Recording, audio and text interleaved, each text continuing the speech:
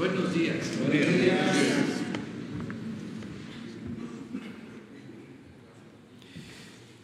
Vamos a informar, como lo hacemos siempre, en esta ocasión por lo de la circunstancia especial que se presentó con los papás y los niños, sobre todo con los papás que en ejercicio de sus derechos protestaron por la falta de medicamentos para sus niños y se tomó la decisión, ayer quedó aquí de manifiesto, que íbamos a atenderlos, que se iba a ir al hospital infantil y que se aplicaran los medicamentos y que se atendiera el problema, que se resolviera el asunto que nos presentaron. Se actuó conforme la instrucción, fue el secretario de Salud, fue el subsecretario, fue el coordinador de los institutos de salud, hablaron con el director del hospital infantil y ellos van a informarnos cómo están las cosas. También vamos a dar a conocer hoy lo de las licitaciones para la construcción del Tren Maya. Ya se publicaron las prebases y se va a dar a conocer cómo se está actuando, el procedimiento de consulta, la convocatoria, la licitación, y para eso Rogelio Jiménez Pons va a informarnos de Fonatur. Básicamente son los temas que tenemos, de modo que vamos con el doctor Hugo López-Gatell, que nos informe sobre salud, y luego Rogelio para lo del Tren Maya. No vamos a tardar mucho ahora, se los adelanto, porque viajamos a Monterrey, vamos a una gira de fin de semana a Coahuila y a Nuevo León. Pero adelante. Gracias, presidente. Muy buenos días a todas y a todos. Les informamos, para dar seguimiento al compromiso de ayer, de manera sintética, que, como ya señaló el presidente, cumpliendo su instrucción, fuimos al Hospital Infantil de México Federico Gómez. Nos reunimos con el director y con su equipo directivo. Visitamos las áreas relevantes, que son las áreas de oncología, de estancia corta y de la clínica de quimioterapias. Identificamos y constatamos que se había recibido la vincristina y todos los medicamentos oncológicos que habíamos entregado el día previo y que usaron de manera inmediata estos medicamentos en las quimioterapias que estaban agendadas. Se está dando la atención y nos dieron acuse de recibo de que lo están usando y que esto permitió al Hospital Infantil de México reemplazar la deficiencia del servicio de proveeduría que tiene la empresa privada, que insistimos mantiene un contrato vigente que viene de muchos años atrás, o sea, renovado durante muchos años con el Hospital Infantil de México. Ahora cierro aquí diciendo el hallazgo principal, que es una de las cosas que teníamos ya muy claras y que hemos señalado y que precisamente estamos modificando. Los institutos nacionales de salud y demás hospitales que tienen este modelo de contrato de farmacia integral están atados a estos contratos de tal suerte que las compañías, y suelen ser pocas compañías, tienen la producción de medicamentos, tienen la central de mezclas y tienen la distribución de medicamentos y operan la farmacia que se encuentra físicamente dentro de estos hospitales públicos.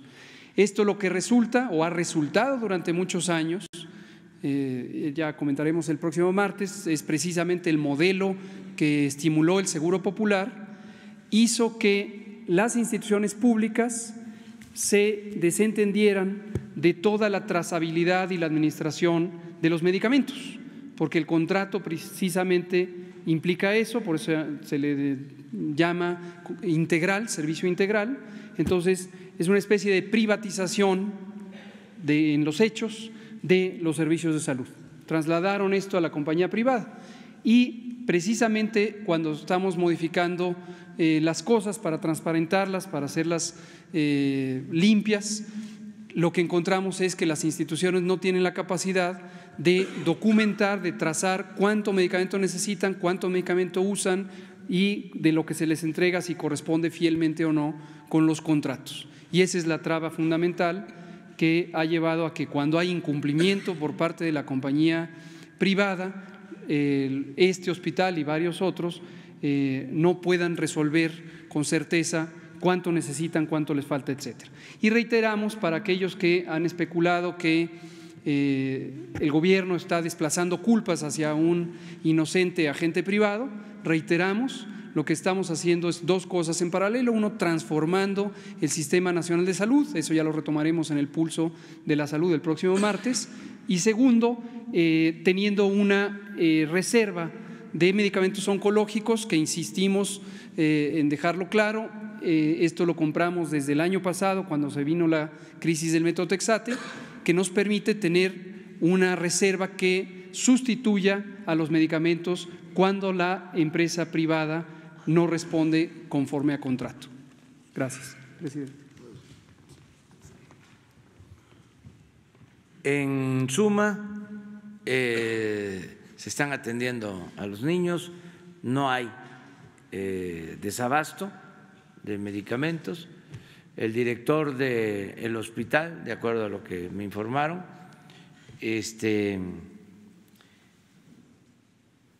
quiere participar, quiere colaborar, quiere ayudar. De todas maneras, la Secretaría de la Función Pública va a hacer la investigación sobre el contrato que se tiene, el incumplimiento de la empresa y cualquier otra irregularidad. Y subrayar, dejar de manifiesto que la gratuidad se tiene que cumplir. Ya en este hospital, ya el director aceptó que se va a aplicar lo de la gratuidad y vamos avanzando en todo esto. Y lo que mencionó aquí el doctor Hugo, subrogaciones que se daban para abasto de medicamentos, para servicios de todo tipo, no van a seguirse manteniendo. No podemos transferir las responsabilidades que tiene el Estado en materia de educación, de salud, a particulares. Eso fue parte de la política neoliberal. Nosotros sostenemos que el Estado no puede incumplir su responsabilidad social. Para que quede claro este tema, hay un cambio completo. Vamos a pasar, si les parece, a lo del Tren Maya. Aquí Rogelio Jiménez Pons va a informarles de cómo vamos.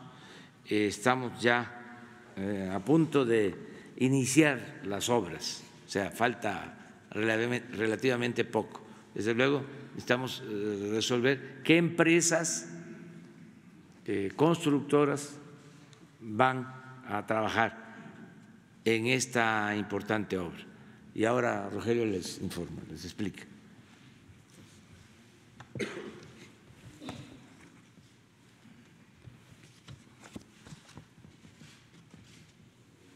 Gracias. Con su permiso, señor presidente, buenos días, señores de los medios, buenos días al público en general. Si me hacen favor la primera lámina. Estos son los tramos de la fase 1. Como ustedes ven, va desde Palenque hasta Cancún, son las cinco tramos, y la fase en total suma 951 kilómetros, dividido en 5 tramos. Estos tramos, si pasan a la siguiente, bueno, aquí como ustedes saben, se inició el proceso a partir de la entrega de la ingeniería básica, que fue el 13 de diciembre. Hemos estado cumpliendo una serie de etapas que son fundamentales de acuerdo a la normatividad que establecen las distintas instancias del gobierno, aquí en el caso tanto de la Secretaría de Función Pública como de Hacienda, y nos hemos estado cumpliendo hasta el día 22, donde se realizó el primer taller informativo. El día 10 salieron los primeros 2 tramos, las prebases, anoche salió el tercer tramo, hoy sale el cuarto tramo. Y es muy importante señalarles el éxito que tuvo la siguiente lámina, por favor. El éxito que tuvo el taller informativo que realizamos en las oficinas de Fonatur. Tuvimos la participación de 85 empresas, tanto nacionales, 65 nacionales y 20 extranjeras. Participaron de 5 países: España, Canadá, Portugal, Brasil y China. Y el taller fue un taller de presentación de los pormenores de los detalles del proyecto. A partir de aquí se inicia una serie de consultas a los posibles licitantes para ir solventando aspectos técnicos, económicos, administrativos, todos los detalles del proyecto. Se van entregando propuestas y conforme va avanzando estos talleres, estos cuestionamientos, se va conformando las bases finales, que si me hacen un favor para la siguiente, que empezaríamos con la primera licitación el 7 de febrero. Sería también un lanzamiento de las prebases para la adquisición de riel el día 13. Hay juntas de declaraciones el día 28 de febrero y en marzo empiezan ya la apertura de propuestas para finalmente, si me permiten pasar a la siguiente lámina, tener que es el condensado que ustedes vieron, de cómo vamos en el proceso de las… Ya, de hecho, el 23 se lanzó ya, ayer ya se tiene, que falta una flechita verde, al día 23, que ayer lanzamos la consulta, la prebase del tramo Calquiní-Samal, y la intención es inicio de obra de los 2 primeros tramos el día 30. Estamos desfasando los eventos una semana de 2 en 2, porque el cúmulo de información, las propuestas son, ahora sí que volúmenes muy importantes, son cajas y cajas que se tienen que ir analizando. Ahora sí se puede decir que es un ejército de técnicos que tienen que estar revisando. Todos los inicios se van difiriendo, no podemos iniciar todo el golpe por la resolución de tanta información. Entonces, iniciamos el 30 de abril, los primeros 2 tramos, después el 18 de mayo y los últimos 2 tramos el 25 de mayo. De tal manera que esta primera fase se lleve a cabo. Las partes, esta se lleva así porque la parte ambiental está en cierto sentido ya resuelta, porque son las zonas impactadas tanto por el riel existente, por la vía, como ustedes saben que hay riel desde Palenque hasta Valladolid, y también porque se hacen muchos tramos de carreteras que mandan el centro de la carretera el ferrocarril. La segunda fase, la que va de Tulum hacia Chetumal y de Chetumal hacia Escárcega, pasando por ese sí requiere toda una serie de estudios importantes de impacto ambiental que ya se están preparando para lanzar las convocatorias. Estos grandes rasgos es el resumen, señor presidente, de la propuesta. Muy amables. Gracias. Pues esos son los 2 temas. Agregar nada más en el Tren Maya, porque seguramente falta informar más.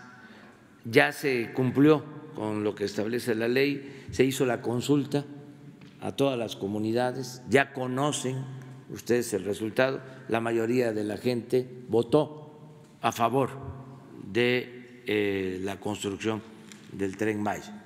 Se cumplió con todo el procedimiento. Si les parece, porque sí, no, pero sobre Tren Maya, vayan buscando, por favor, porque ya se presentó aquí, pero tenemos que estar insistiendo, repitiendo. Esta es la diferencia entre un escritor que no se debe de repetir y un dirigente político que sí tiene que estar repitiendo. Busquen lo del resultado de la consulta, ténganlo ahí, porque se va a requerir, se va a necesitar. Salud.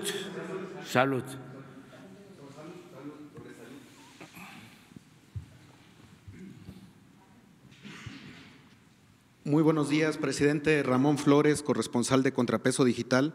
Presidente, en días pasados se dio a conocer que se encontraron bodegas repletas de medicamento caduco en Veracruz para combatir el cáncer y el VIH. Este ocultamiento de medicamentos ocurrió durante el mandato de Miguel Ángel Yunes Linares. Presidente, esto es un delito muy grave. ¿Se va a iniciar alguna investigación respecto a este caso, por favor? Gracias. Pues seguramente ya hay alguna denuncia sobre esto. No sé si aquí ustedes tienen información, por favor.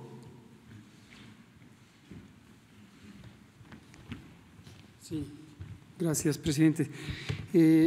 Tenemos varias denuncias de varios actos análogos. También tuvimos anteriormente, también sobre Veracruz, una denuncia sobre un presunto robo de medicamentos de unas bodegas. Es decir, hay las dos cosas: que se esconde en bodegas y es medicamento viejo de administraciones previas, y en este caso también un presunto robo. Aquí lo que queremos también dejar muy claro es hay el ámbito de responsabilidad estatal y el ámbito de responsabilidad federal. Nosotros, como autoridad federal, y esto está establecido por la Ley General de Salud, tenemos una conjunción de esfuerzos, concurrencia, como se llama en términos legales, con los estados. Las partes que tienen que ver con la operación de los servicios y cuando existen afectaciones a los mismos por algún acto presuntamente ilegal o delictivo, corresponde a las fiscalías estatales a estudiarlo. Y por supuesto, en la parte de asegurar que eso no interrumpa los servicios, se respaldan con nosotros y nosotros estamos al pendiente de que esto así ocurra. Gracias. Muchas gracias. Los dos. Y nos vamos atrás, ya. Y además 3 mujeres, porque ya. Presidente, buenos días, funcionarios que le acompañan. Presidente, yo le quiero hacer 2 preguntas. Un tema sobre la conservación de, obviamente, el arte arqueológico, por supuesto, toda la cuestión prehispánica del centro de donde se va a construir el Tren Maya. Y sobre ese tema, también en Hidalgo, presidente, usted hace unas 3 semanas asistió al Estado y hizo una parada en el acueducto del Padre Tembleque y habló sobre la construcción y la importancia que tiene. En estos días, la empresa española Provedein está explotando minas en terrenos de esa área, y en el 2015 la UNESCO declaró Patrimonio Universal de la Humanidad esa construcción. ¿Cuál es su posición de su gobierno con esta empresa española? Porque al parecer a los españoles no les bastó 300 años de saqueo y hoy siguen dañando los monumentos históricos de nuestro país. ¿Y cómo va a conservar su gobierno toda esa área donde va a pasar el Tren Maya, que además va a dejar pues inversión al país? Bueno, mire, desde luego que tenemos que cuidar nuestro patrimonio histórico, cultural. Es como cuidar la salud. Eso no puede convertirse en una mercancía. Eso está por encima de cualquier interés económico. No hay ninguna mina, ¿sí?, que esté, ¿sí?, por encima, que valga más que la salud o que el patrimonio cultural, artístico de nuestro pueblo. O sea, nosotros estamos a favor del desarrollo sustentable, o sea, queremos el crecimiento, pero con bienestar y sin destruir el territorio. No es crecer por crecer. El liberalismo es dejar hacer, dejar pasar. El neoliberalismo, pues es lo mismo, con más barbaridad. Nosotros ya no queremos eso. Afortunadamente se ha ido entendiendo, no hay empresas favoritas. En un sexenio eran empresas españolas favoritas. Había una Repsol. Lo digo aquí porque hicieron negocios jugosos, por no hablar de otra cosa, al amparo del poder público, por influyentismo. En el sexenio pasado, otra, OHL, también de España, hablando en plata. Pues ya no hay empresas favoritas, ni de España, ni de Estados Unidos, ni de Japón, ni de China, ni de México. Ya se terminó ese influyentismo. Por eso se protege la naturaleza. En el caso de las zonas arqueológicas, el INAH está haciendo muy buen trabajo. Diego Prieto, el director del INAH, es un hombre honorable, una gente preparada, recta, honesta, con convicciones, con principios. Tiene todo mi apoyo, tiene todo mi respaldo, toda mi confianza. Entonces, no tenemos por qué preocuparnos. Desde luego hay que denunciar si existen cosas irregulares, pero se corrige, porque no se va a afectar el patrimonio cultural de México. Y en específico con el municipio de Tepeyahualco, a la alcaldía de Zempoala Hidalgo, ¿cómo va a actuar el INAH con respecto al cuidado de ese monumento que es el acueducto? Y insisto, es una empresa española que lleva 40 años específicamente vendiendo sus servicios en el país a lo largo y ancho, y también curiosamente dentro de sus clientes tiene a la española OHL. Pues estás ayudándonos, ¿sí?, presentando esta denuncia pública. Se va a atender lo que tú estás aquí comentando, y Antropología va a llevar a cabo una visita, una supervisión, y vamos a actuar. Sí, y la segunda pregunta, presidente, si me lo permite, México estaría entrando en los próximos 10 o 15 años en una etapa donde su población estaría ya vieja, por así decirlo. El tema, y es una bomba de tiempo en las cuestiones… Madura, digamos. En el tema de salud y prestaciones y retiro de los mexicanos que en esa época seremos maduros, como usted lo dice, o adultos mayores. El tema de la UMA, presidente, es un tema que Enrique Peña Nieto puso como, digamos, puso como un freno. Sin embargo, cientos de seguidores en el diario digital Bajo Palabra nos han manifestado que están preocupados, sobre todo jubilados, donde cuando usted llega hace un aumento del salario mínimo del 20% a nivel general, pero ellos nada más les aumentó 2 pesos. ¿Cómo va a resolver ese tema o cuándo se va a empezar, pues digamos, a darles respuesta a estos trabajadores que finalmente ellos pues también formaron parte de la clase trabajadora del país que hoy tenemos, presidente? Sí, es un asunto que amerita atención. En el periodo neoliberal se tomaron estas decisiones, no solo en el caso de la medida para aumentar el monto de las pensiones, las sumas famosas, sino el sistema de pensiones en general. Nos llevaría, en el caso de que no se hiciera nada, a que los trabajadores no recibieran en su jubilación lo que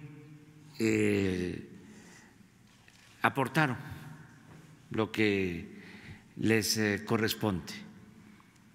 Hay una devaluación, vamos a decir, en todo el proceso de pensiones, y ya va a empezar esto a reflejarse en el caso de nuestro gobierno.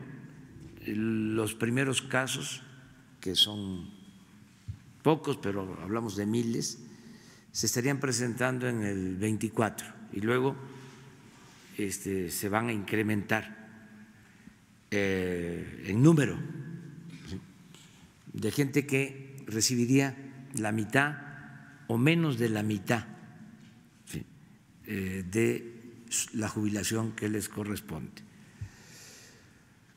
Este tema ya lo vamos a abordar.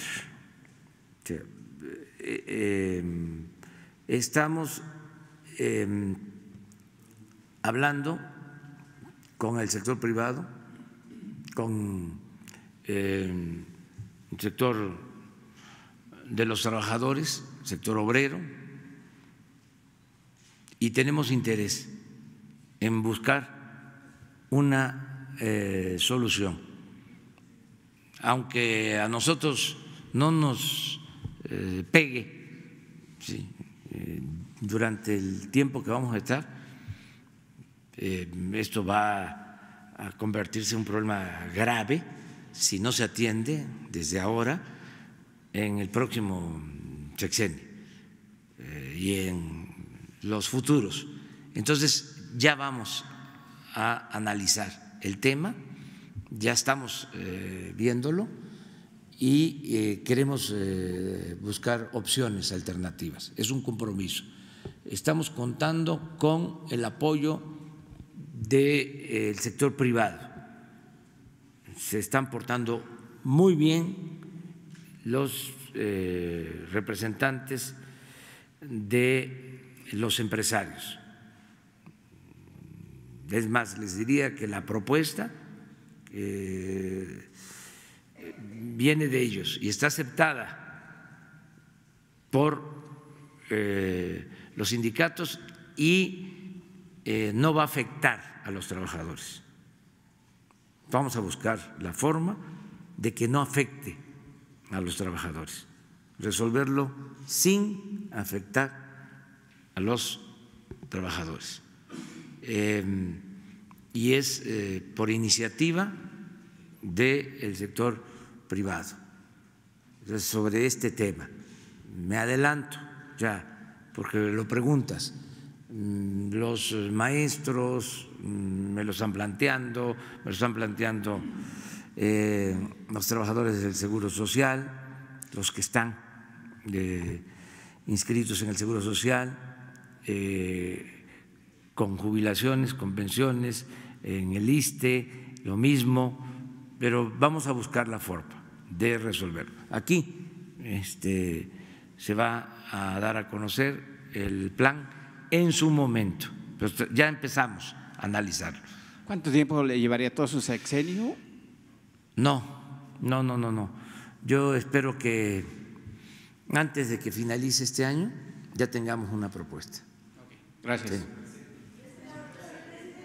Buenos días, señor presidente. Demián Duarte, de Proyecto Puente, Pasión por los Negocios y Política y Rock and Roll Radio. Señor presidente, sobre el tema de salud, en mi estado, que es particularmente Sonora, pero de otras regiones también, se han recibido reportes en el mismo sentido de lo que ocurría en el hospital infantil, es decir, de ausencia de medicamentos para atender las situaciones de cáncer. Yo he conocido incluso de primera mano algunas situaciones en ese sentido, en algunos subsistemas que corresponden al sector salud federal, en particular el ISSSTE, en particular también me han pasado reporte del IMSS en específico.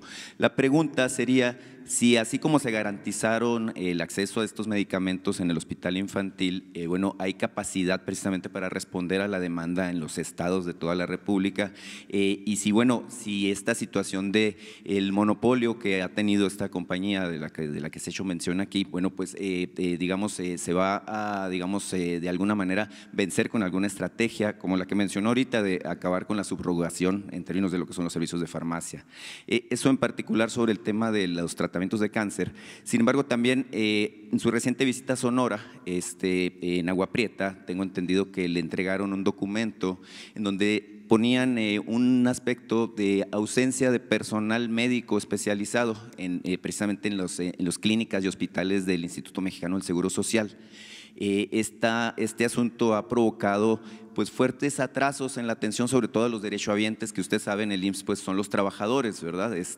La pregunta en particular, aunque hoy no vino el director del IMSS, que es Zoe Robledo, es si ya se están tomando medidas precisamente para atender este déficit en términos de lo que es el personal especializado. Y si me permite, le quiero hacer una pregunta sobre el tema económico. Bueno, en el caso de Agua Prieta existe el compromiso público de construir una clínica familiar. Ya se tiene el presupuesto, son 50 millones de pesos, y el seguro va a terminar esta obra este año. Es una demanda de 10 años de la población que no tiene seguridad social. Entonces ya el director del seguro, Zoe Robledo, tiene este encargo. Acerca de los medicamentos en Sonora, pues a ver, Hugo, a ver si sobre los niños, ¿verdad?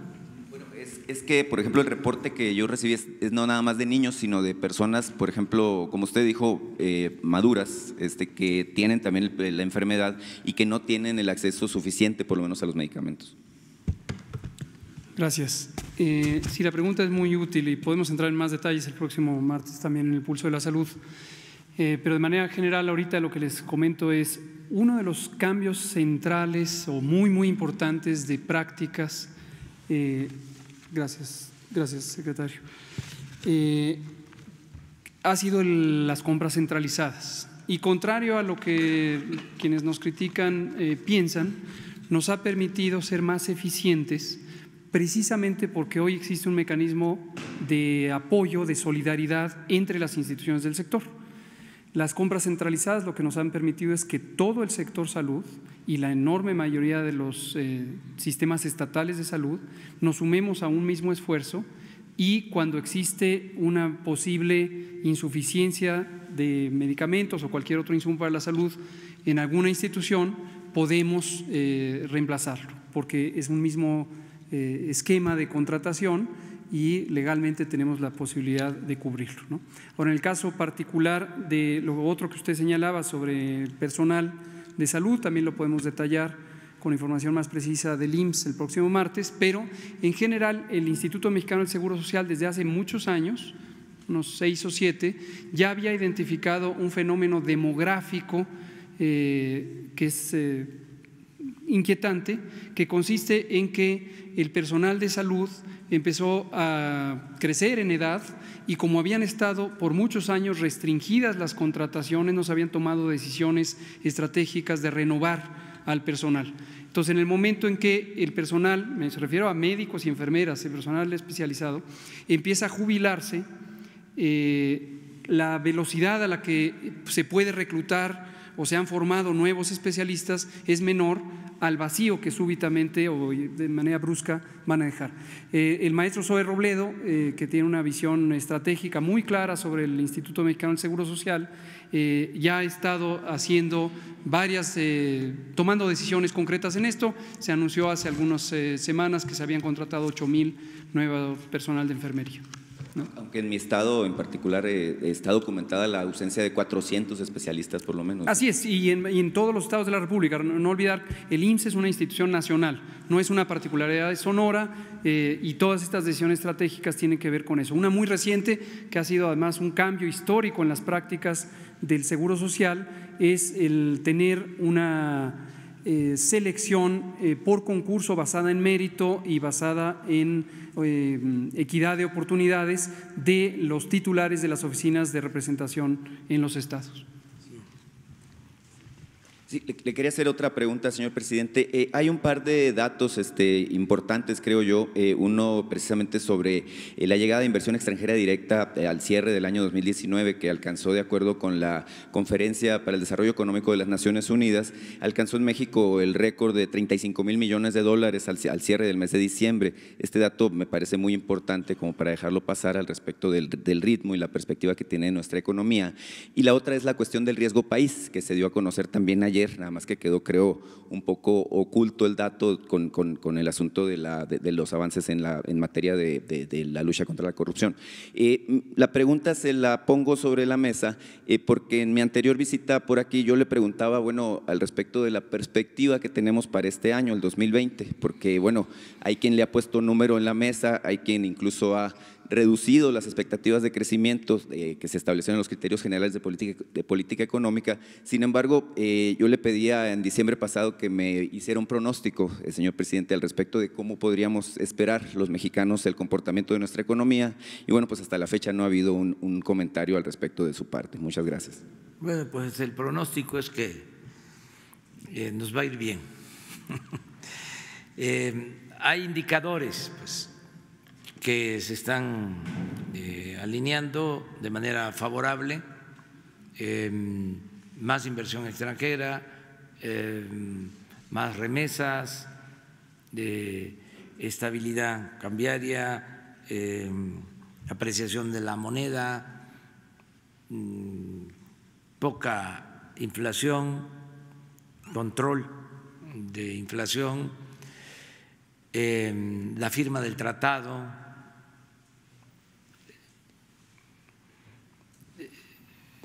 Estado de Derecho, que eso es muy importante,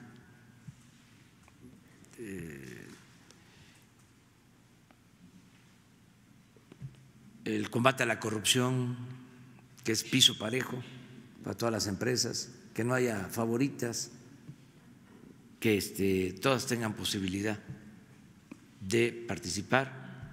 Hablábamos de las empresas estas españolas, una de ellas,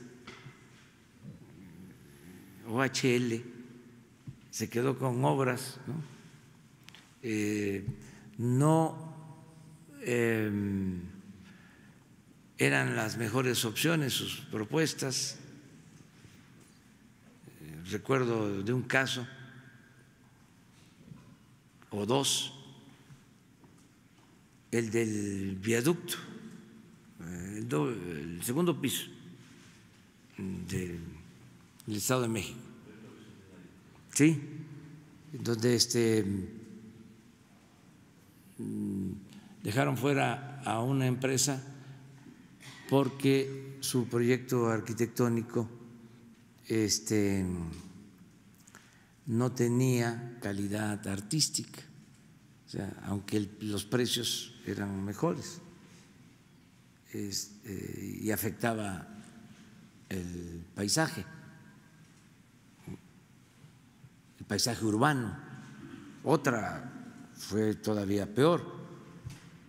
La mejor opción era una empresa de Carlos Slim y la descartaron con el argumento de que no tenía la empresa solvencia económica, aunque parece increíble, pues, pero porque se la querían dar la obra a OHL. O sea, eso ya no, se acabó. Pero de ese tamaño, de esas dimensiones, y esto viene de tiempo atrás, no es el sexenio pasado, que algunos nada más quisieran que nos quedáramos en el sexenio pasado. No, esto comenzó desde Salinas y le siguieron. Es para decirlo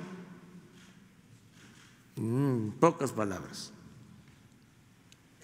el salinismo como política fue lo que se impuso después de Salinas. El FOAPROA, que fue con Zedillo,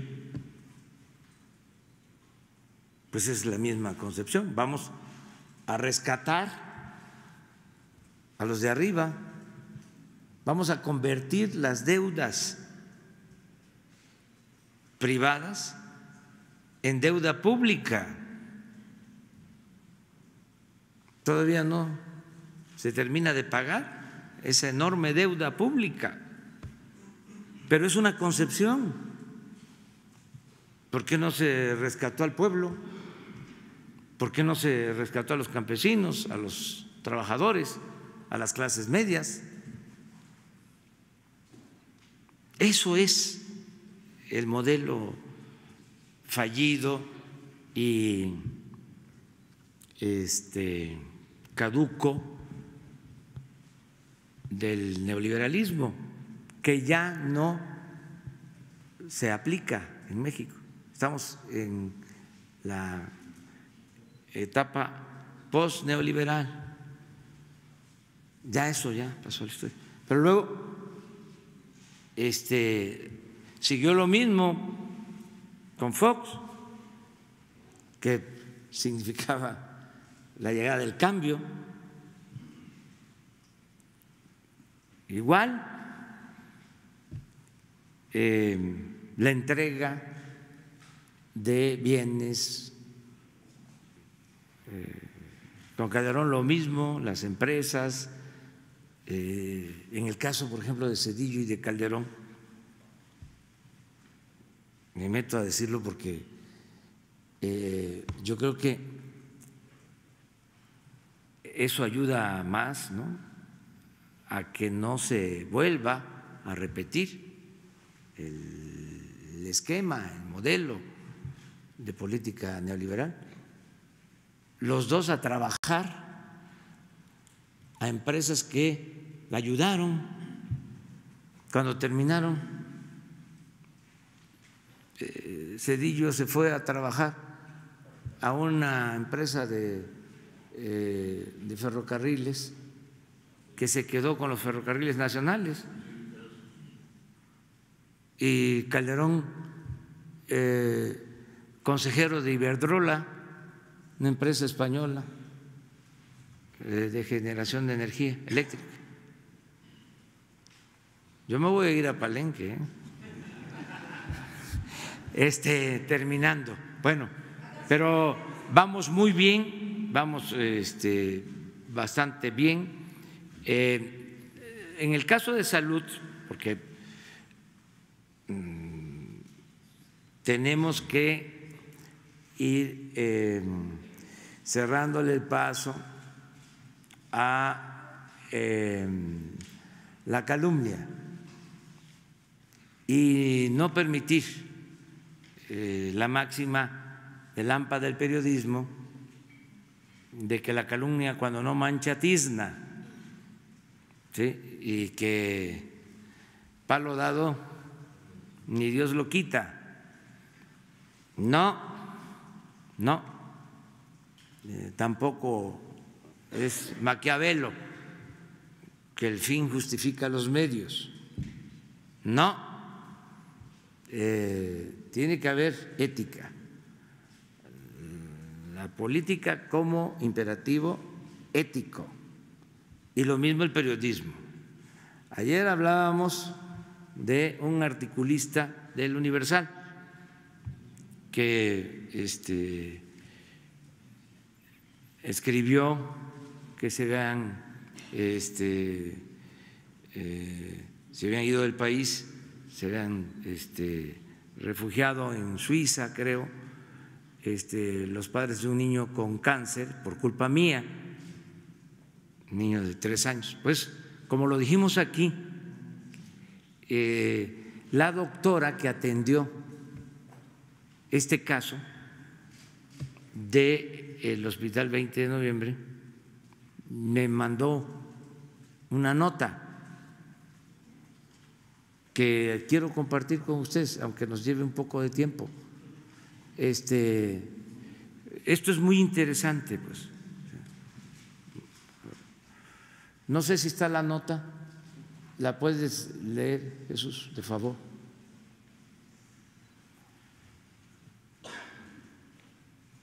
Para que actuemos todos, pues, con apego a la verdad.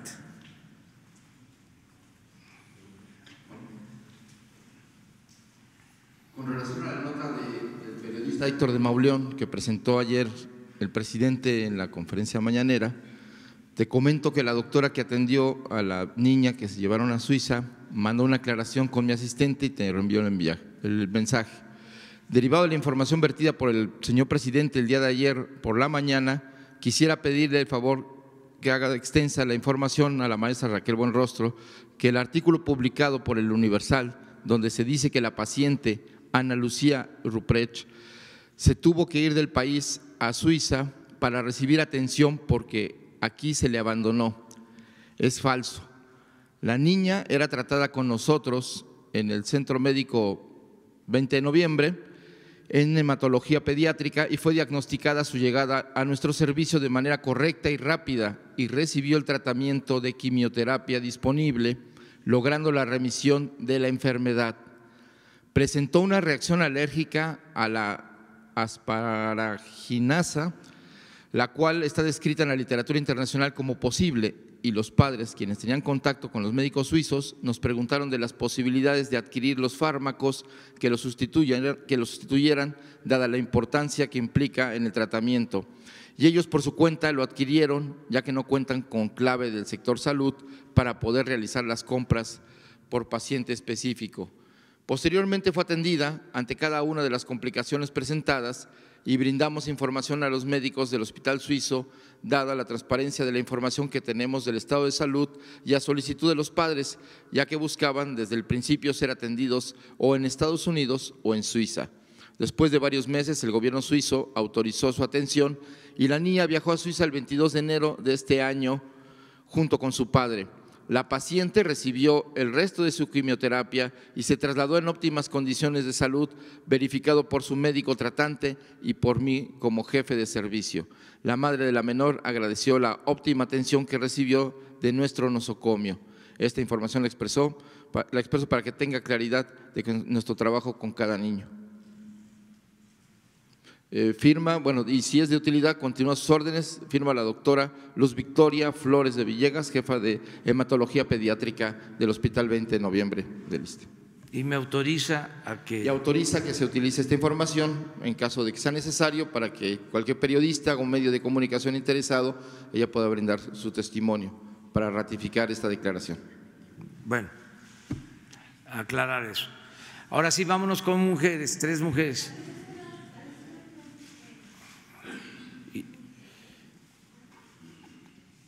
Gracias, señor presidente. Sandra Aguilera, del Grupo Larsa Comunicaciones. Quería preguntarle, ¿cuándo van a tener lo que son los medicamentos para las clínicas de Pemex y porque no hay de cuadro básico, en específico el Hospital de Puebla y también en el Hospital de Especialidades de Neurología, ya que se dice que los medicamentos que les mandan, que les recetan, no hay en existencia y los tienen que ir a comprar y son muy caros? Quisiera ver si tienen alguna estrategia o cuándo se va a regularizar esto. Doctor. Gracias.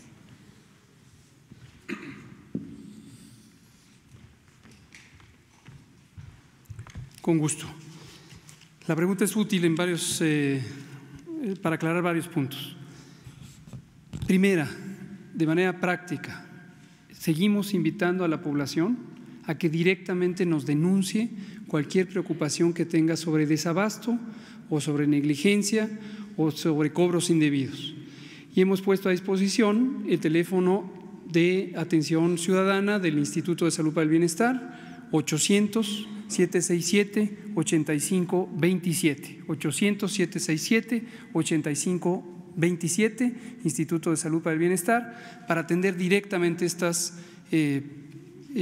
denuncias o inconformidades. ¿Por qué eso es importante? Porque nosotros, si no tenemos información clara, precisa, oportuna, esto se convierte en un ruido, en un rumor. Dicen que allá hay desabasto, dicen que ahí no le hicieron la cirugía, dicen. Ustedes son muy profesionales y nos traen varios casos y es también muy útil la información periodística. Pero ustedes como periodistas también respetuosamente les pedimos, ayúdenos a tener información precisa. Lo que acabamos de ver en la carta que se presentó es una médica responsable, profesional, que da la cara, da su nombre y da datos precisos. Entonces nos permite contrastar la información contra rumores. Ese es lo primero. Lo segundo, y lo relaciono también con la carta y con lo que usted está diciendo, es un tecnicalismo, pero este medicamento del que se habla es uno de los medicamentos que se usa para ciertos tipos de cánceres. Ayer que fuimos al Hospital Infantil de México, abordó al secretario y a la comitiva una paciente que tenía una situación semejante. La mamá de una paciente. La hija desarrolló una alergia a este medicamento y está descrito efectivamente, como señala la oncóloga del ISSSTE, que hay un porcentaje de pacientes que pueden tener alergia a este medicamento. Hay un sustituto que es muy parecido a este, pero que tiene menor posibilidades de alergia. Pero ese sustituto no estaba integrado en el catálogo de insumos para la salud, que hoy es el Compendio Nacional. En la transformación del sistema, estamos revisando qué medicamentos se pueden necesitar y no habían sido considerados en el Compendio de Insumos para la Salud. ¿Cuál es la importancia? Y esto ya es la transformación del sistema en forma estratégica. Si por años una necesidad de medicamentos se había mantenido fuera del interés público, las instituciones del sector no pueden comprar el medicamento porque no está en los compendios. Eso requiere que se revise técnica, científicamente, la utilidad del medicamento, sus beneficios y si es rentable poder comprarlo o pueden existir otros mecanismos de suplirlo. Pero lo que no queremos que pase es que se traslade a las personas, a los pacientes, la responsabilidad de cubrir estos medicamentos, que son muy carísimos. 36,000 pesos, nos decía ayer esta mamá de una niña que desarrolló alergia. Entonces, tengamos claro, una parte es la operación diaria del sistema, y eso, si hay una insuficiencia, hay que denunciarla, y otra es la transformación del sistema de salud. No se puede cambiar de la noche a la mañana el sistema, pero tenemos un compromiso de que a lo largo de 2020 vamos a estar haciendo todas estas modificaciones para garantizar la gratuidad de los servicios de salud, incluyendo estos productos e insumos, medicamentos caros que hasta hoy y a lo largo de muchos años desde atrás pagaban los pacientes. Presidente, si me permite, quisiera hacerle otra pregunta, no es del tema, pero quisiera hacerla. Tenemos una investigación periodística documentada, en específico de Pemex, del Pozo Terra 123, que se presume entra en la llamada estafa maestra. Todo esto a través de empresas fantasmas creadas por notarios corruptos, principalmente del estado de Tabasco. También tenemos las universidades que se prestaron para dicho fraude fiscal. Entre ellos están la Universidad Juárez Autónoma de Tabasco, el Instituto Tecnológico Superior de Macuspana, entre otras. Contamos con la documentación, soporte en original que avalan, además de partidas presupuestales para las investigaciones de la UIF y de la Secretaría de Gobernación, ya que se presume que estos fondos vienen del Fonden. Presidente, ¿qué medidas tomará su gobierno para regular a los notarios y los recursos del Fonden? Gracias. Bueno, esta investigación está en curso, la llamada estafa maestra ya está en la Fiscalía y sigue abierta la investigación. Ayer iba a informar sobre eso la secretaria de la Función Pública, pero ya no hubo tiempo, de modo que le vamos a pedir que ella atienda tu petición. Sobre todo que no se ven tocado a los notarios, presidente. Digo, hay muchas universidades, empresas fantasmas, pero creo que esta parte de notarios, ¿no?, donde están coludidos y prácticamente pues ellos se dan cuenta pues de esto, ¿no?, de la corrupción que hay. Sí, pues es con la función pública que se tiene que ver. Perfecto. ¿Y acerca del Fonden, tiene pensado hacer algo para regular estos fondos? Ya se está haciendo, se cuida mucho para que no se use a diestra y siniestra, que no se den contratos, o mejor dicho, que no se realicen compras, porque claro, lo del Fonden permitía la corrupción porque no había que licitar, como son emergencias, ¿sí?, son declaratorias de emergencia, entonces la dependencia podía comprar sin licitar y tenían proveedores favoritos, ¿sí?, a los que les compraban de todo, sin llevar a cabo licitación. Entonces ya eso ya no sucede. Ahora Protección Civil la vez pasada informó, se cuida mucho dónde declarar estado de emergencia, porque era ya un deporte nacional declarar emergencias por todo para justificar la salida de recursos y la corrupción. Ya eso ya se terminó. La vez pasada aquí se informó cómo se usa ese fondo, con mucho rigor y sin dar pie a la corrupción. Ya estamos viendo eso. Gracias, presidente. Sí. Dos mujeres atrás.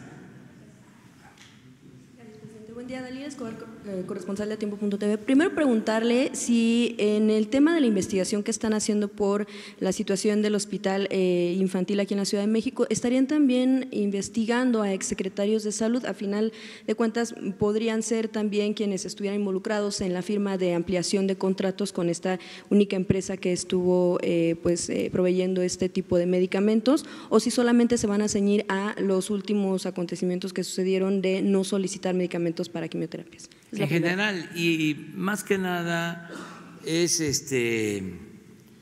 convencer, persuadir, no imponer las cosas. Todo el sector salud, estoy seguro, va a ayudar.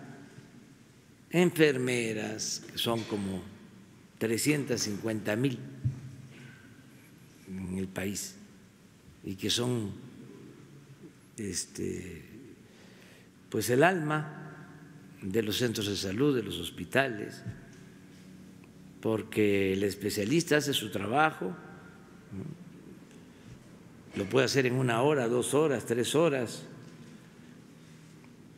depende de la intervención de que se trate, pero luego el enfermo queda en manos de la enfermera durante mucho tiempo y son muy buenas, muy eficaces las enfermeras, muy sensibles. Y lo mismo los médicos, históricamente. ¿Quién no recuerda la marcha de los médicos? Aquí el doctor Alcocer, además de ser una eminencia en medicina, Premio Nacional de Ciencia, es un hombre con ideales, con principios. Era médico de profesión el presidente Salvador Allende, médico de profesión Ernesto Che Guevara. O sea, el médico tiene una dimensión social. Últimamente, en el último periodo, por la imposición de la política neoliberal, se fueron perdiendo ciertos valores y entró a jugar un papel importante lo mercantil en la medicina, al grado de robarse el dinero de los medicamentos. Ya no solo robarse el dinero de la construcción de una carretera, sino robarse el dinero para las medicinas de los enfermos. Entonces, pero todo esto yo creo que se va a revertir y todo el sector nos va a ayudar, todo el sector salud, a que mejore la atención médica y no apostar solo a las medidas coercitivas. O sea, ¿no habría un señalamiento para exsecretarios de salud que permitieron precisamente los contratos de este tipo monopólicos? Claro que sí, pero no tenemos que sustentar nuestra acción solo en el castigo. Tiene que haber, pues, castigo, no tiene por qué haber impunidad, pero lo mejor es convencer de que todos tenemos que hacer un esfuerzo, cambiar. Ya no estamos en la etapa en que dominaba un régimen político con una política económica pervertida. Ya es otra cosa, es una etapa nueva y todos tenemos que ayudar, todos tenemos que contribuir a esto. Y yo estoy seguro que nos van a apoyar los médicos. Esta resistencia a no permitir la gratuidad, que es ilógica, porque si de las cuotas de recuperación utilizaban esos recursos para abasto de medicamentos, para insumos, para limpieza, mantenimiento, aun cuando ya los institutos tienen su presupuesto, pero no les alcanzaba y utilizaban de esas cuotas para complementar sus presupuestos, pues no se les va a quitar, ¿no? De los 40,000 millones adicionales para el sector salud, de ahí se va a utilizar los recursos. Pero necesitamos cuentas claras y chocolate espeso. Gracias, presidente. A ver, las cuotas de recuperación, lo que se le cobra a la gente, ¿dónde va ese dinero? O sea, eso es todo lo que se está planteando. Y aquí también hay otra cosa que es interesante y que tiene que ver con la carta. El ideal es que no haya cuadro básico. Lo que nosotros tenemos que buscar es que se ofrezcan todos los medicamentos de manera gratuita. Ese es el cambio también. ¿Sí? Ya va a ser un asunto nuestro, no fácil de resolver, pero tenemos la voluntad de hacerlo. Es un asunto de justicia, es una cuestión legal, la Constitución lo mandata y hay recursos económicos, pero de todas maneras es establecer un nuevo sistema, como en Canadá, como en Dinamarca, como en los países donde tienen un sistema de salud pública ejemplar. ¿Por qué no tenerlo en México? Nos va a ayudar mucho, mucho, mucho, mucho el acabar con la corrupción, porque el presupuesto de salud va a rendir más y vamos a poder lograr ese propósito. Bien, preguntarle una segunda pregunta es, ahora que va a Coahuila, ver si va a haber estas cuestiones de autorización para carreteras, ver si va a atender el tema, por ejemplo, de protocolos en las escuelas ahora por los lamentables sucesos de hace unas semanas, y también por saber la razón por la cual algunos eventos serán privados. Entiendo va a Grupo Peñoles y pues este evento no podrá tener acceso a la prensa. Y bueno, también ya para aprovechar el tema de la Guardia Nacional, esta cuestión de que se indague a elementos de la Guardia por posible uso excesivo de la fuerza. Incluso ya veíamos a Porfirio Muñoz Ledo diciendo que pues, incluso se le había no permitido hablar en la Cámara de Diputados precisamente porque tiene una postura pues contraria a generalmente quienes están dentro de Morena. Esas dos, por favor, gracias. Bueno, los actos de hoy y de mañana, vamos a empresas, tienen sus protocolos, las empresas, vamos a constatar cómo se están formando, cómo se están capacitando los jóvenes en las empresas, los que están trabajando de aprendices, pero vamos a tener actos también con jóvenes públicos, abiertos. En el caso de las empresas, pues no se puede que haya paso abierto. Creo que a eso se debe, ¿no? O sea, en lo que corresponde a la Guardia Nacional, muy bien la Guardia Nacional, resistiendo, no utilizando la fuerza, nada más aguantando. Que sí se está usando la fuerza. Pues yo no las he visto, realmente no se ha utilizado la fuerza, han hecho muy buen trabajo los de la Guardia Nacional. En algunos casos, el primer día hubo un hecho, yo diría, aislado.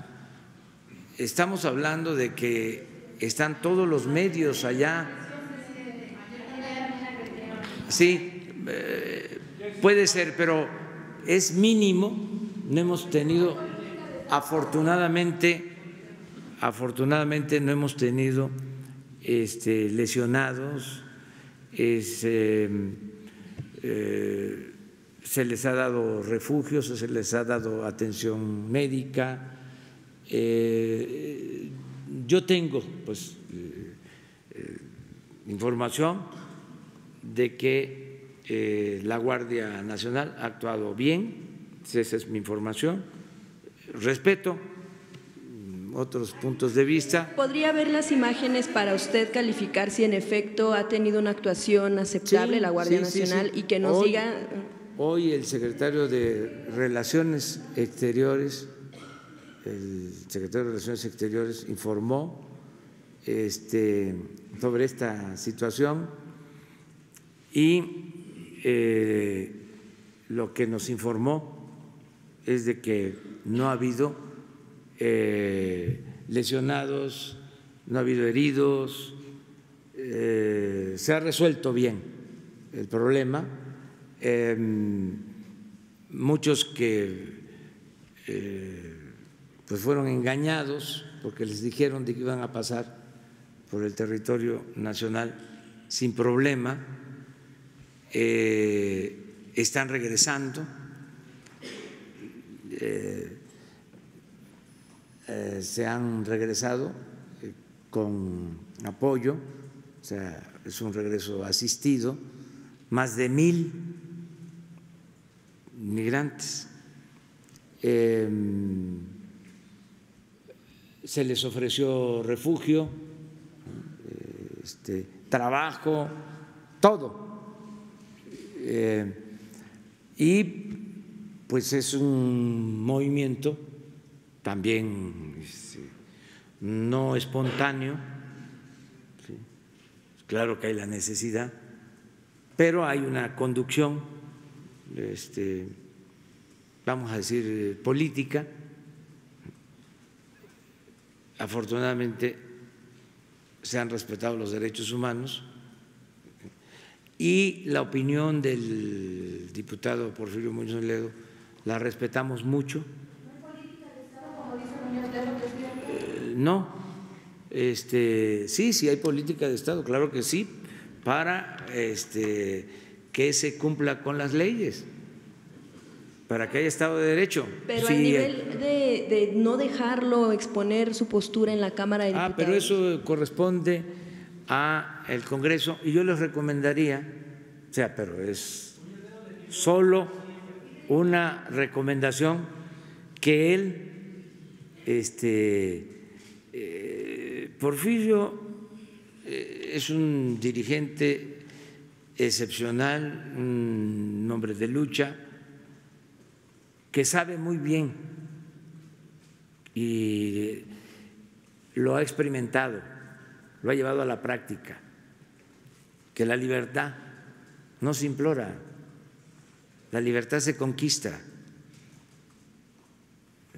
Entonces, bueno, pero si hiciera falta, yo mi recomendación es que se abran todos los foros y que hablen todos. Prohibido prohibir. O sea, no hay por qué censurar. Nosotros no vamos a censurar a nadie. Vamos a ver en su momento, cuando yo pueda. Es lo mismo de la marcha de la paz o que busca, ¿sí?, que se atienda el problema de la inseguridad y de la violencia. Pues no tengo tiempo, no tengo oportunidad de atenderlos. Además, lo dije, no quiero que se vaya a faltar el respeto a la investidura presidencial, porque tenemos adversarios. ¿Sí? ¿Quiénes son nuestros adversarios? Pues los conservadores, los que no quieren los cambios, los que están molestos por lo que hacemos. Entonces, imagínense si hay una falta de respeto, ¿sí?, al presidente, pues es nota mundial, o sea, se sabría en todos lados. Lo mismo en el caso de los migrantes. Pero se está hablando de víctimas. Sí, sucede algo violatorio de los derechos humanos. O sea, nuestros adversarios andan a la caza de errores, se dice coloquialmente, a la caza de gazapos. Entonces, como estamos sometidos a este escrutinio, pues tenemos que cuidarnos, no caer en ninguna provocación, ser respetuoso de todos. O sea, creo que tenemos ese derecho, o sea, incluso a ser dueños de nuestro silencio. O sea, en todos los temas, porque en una circunstancia de inconformidad de los conservadores corruptos, en un ambiente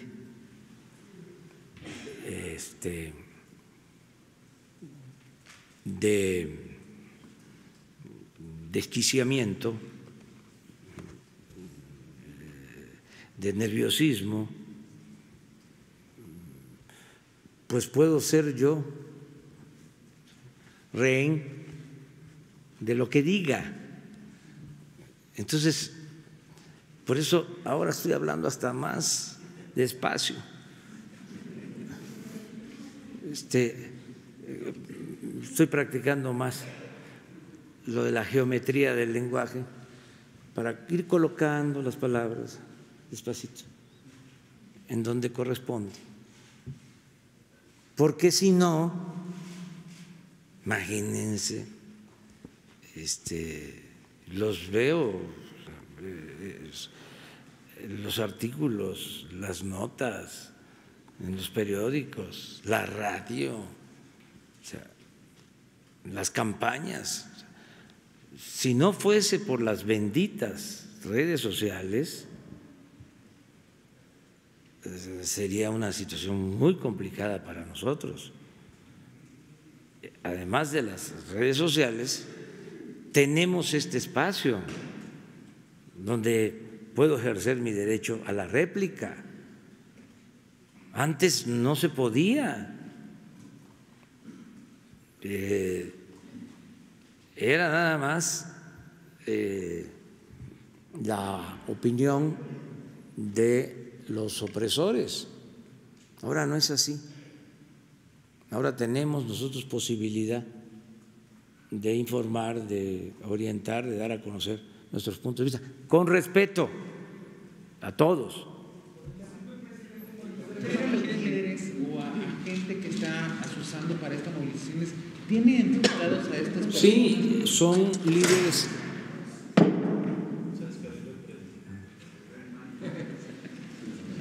Esto es un complot. Sí, son los mismos que han participado en otras caravanas. O sea,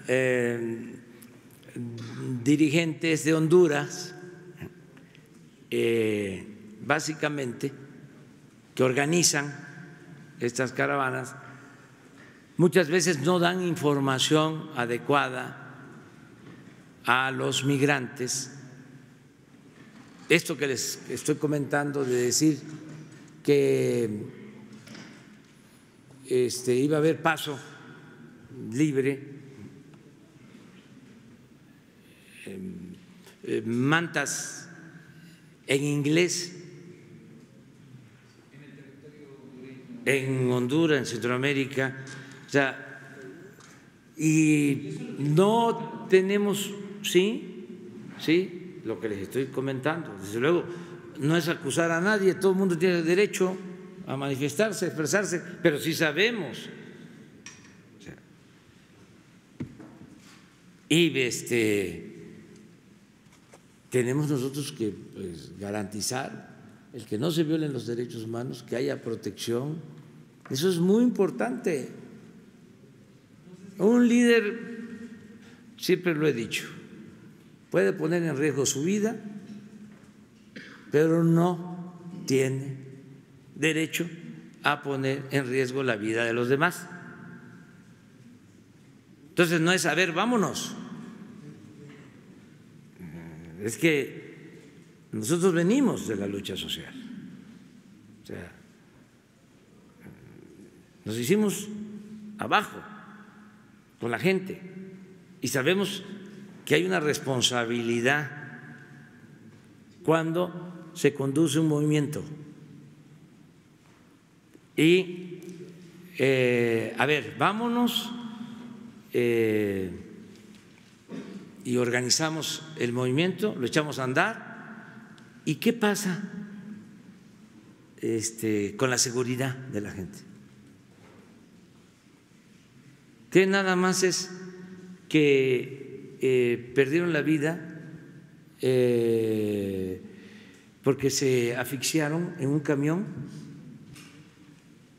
en un tráiler,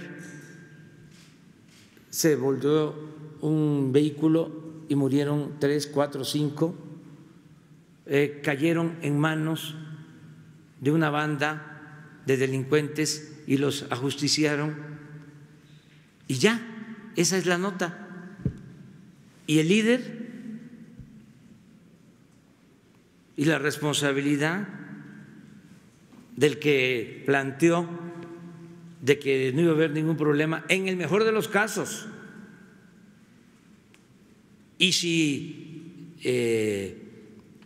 está también de por medio el que cobraron, entonces tenemos que ver todo esto, se está atendiendo, no vamos a violar derechos. Más estricto, digamos, al respeto a los derechos humanos, presidente. Todos los días lo hago. Hoy lo hice y yo no digo mentiras. O sea, hay un video, presidente, en donde, por ejemplo, un integrante de la Guardia Nacional se burla y le dice: mira, te lanzamos este gas. Puede ser, pero todos los días estamos recomendando. Hoy lo hice.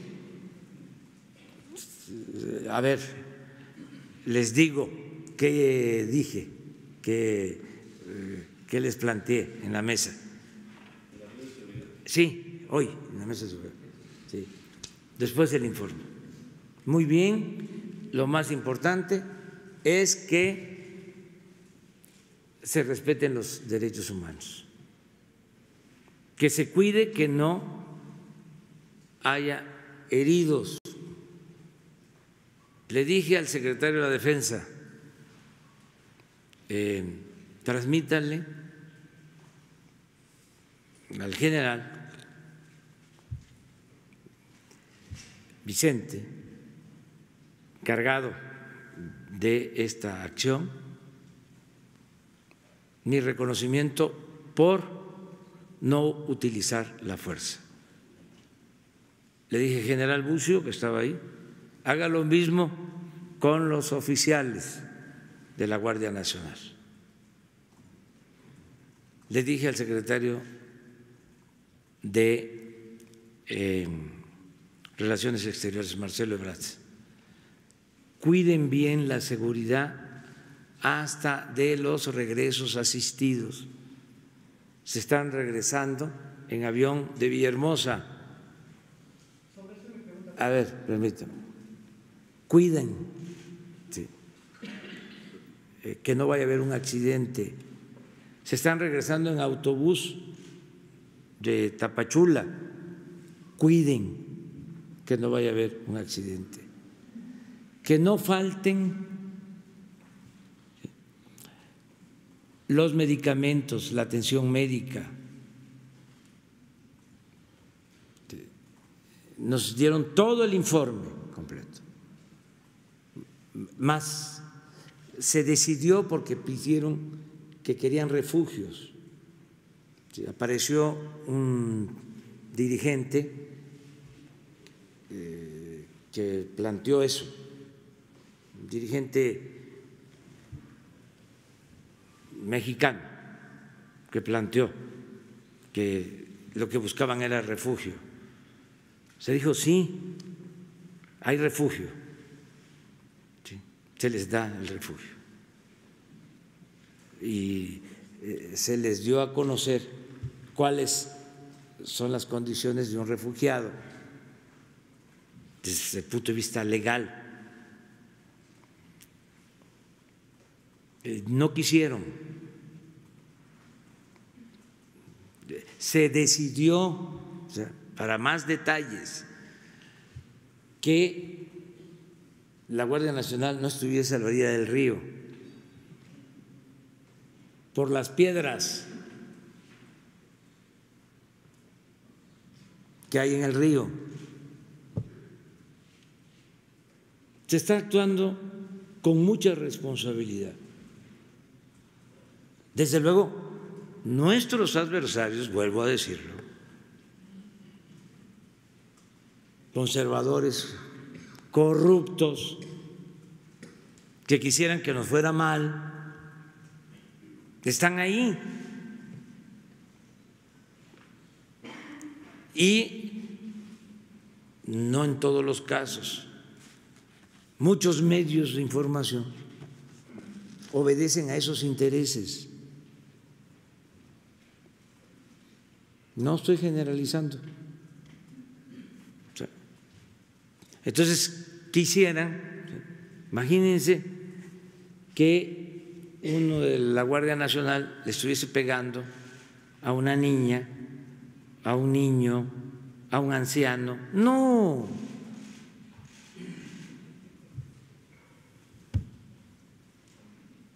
Entonces, pero no es un asunto de imagen, ¿sí? Es un asunto humano, de convicciones. Nosotros no vamos a golpear a nadie, no violamos derechos humanos, ya se terminó el tiempo en que el Estado era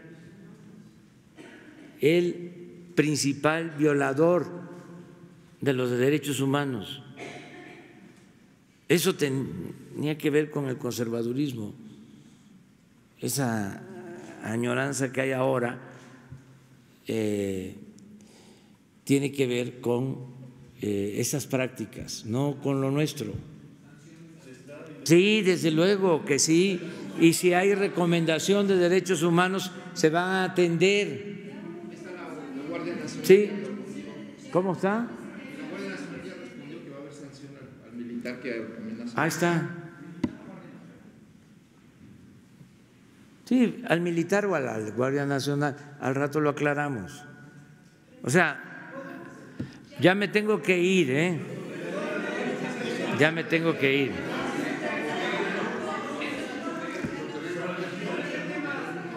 ¿Cómo? Se había dicho aquí que había un problema en hospitales en la transición del Popular al instituto.